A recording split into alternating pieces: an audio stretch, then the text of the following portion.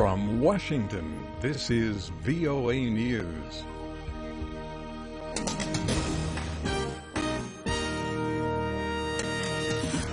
I'm David DeForest reporting. A Kremlin spokesman expressed concern Thursday about the arrival of U.S. soldiers and tanks in Poland. He said the arrival of U.S. forces is a threat to Russian security. The first contingent of U.S. soldiers arrived in Poland from Germany Thursday. Eventually, the U.S. plans to station more than 3,000 soldiers in Poland. The mission, dubbed Atlantic Resolve, will see troops, tanks, and military vehicles rotate between Poland and several other nearby NATO countries, including Estonia, Latvia, Lithuania, Romania, Bulgaria, and Hungary.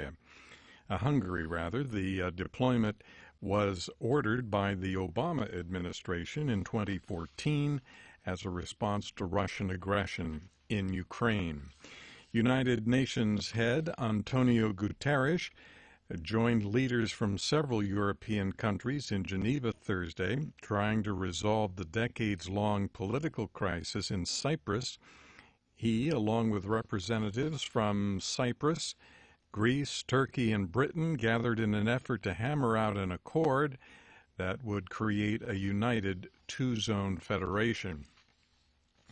The United States military released details Thursday about a joint operation in Afghanistan last November that resulted in the death of 33 civilians.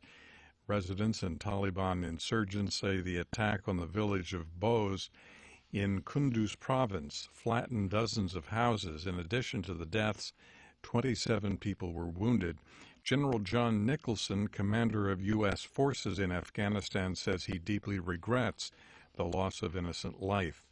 Former Secretary General of the United Nations Ban Ki-moon arrived back home in South Korea on Thursday amid mounting speculation that he may run for president.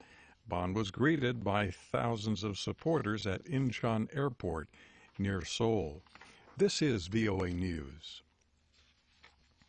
The United Nations envoy for Syria, Staffan de Mistura, said Thursday that the ceasefire there is largely holding, although there have been some exceptions. Opposition forces say there has been an increase in government airstrikes.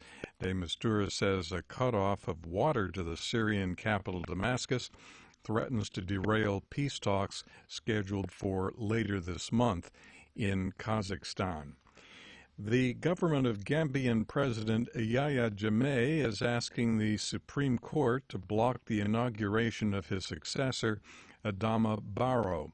Mr. Jammeh is refusing to accept his loss at the polls last December and is asking for the results to be thrown out.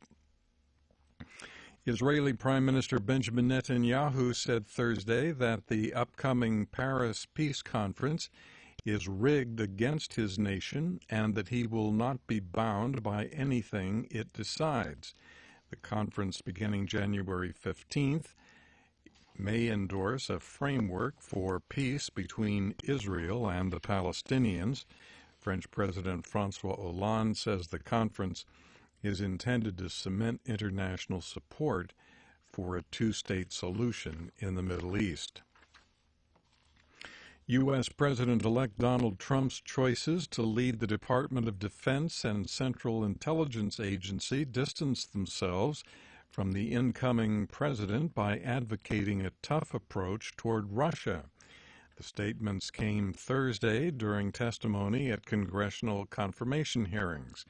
CIA nominee Mike Pompeo said Russian interference in the 2016 U.S. presidential election was ordered by Russian leaders. This was an aggressive action taken by the senior leadership inside of Russia, and America has an obligation, and the CIA has a part of that obligation to protect that information.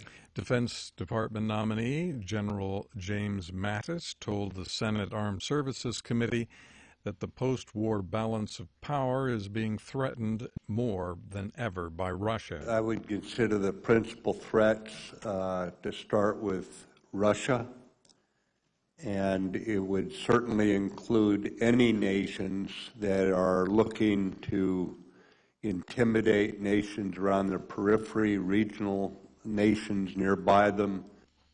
Also Thursday, the Senate passed a waiver that would allow Mattis to run the Pentagon despite his recent active military service.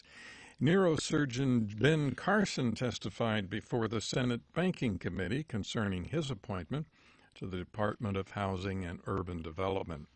Director of National Intelligence James Clapper has told President-elect Donald Trump that the U.S. intelligence community did not create a document purporting to contain scandalous information about Trump obtained by the Russians. Clapper says he told the president-elect the intelligence community has not made any judgment that the information is reliable. In Washington, I'm Dave DeForest. That's the latest world news from VOA.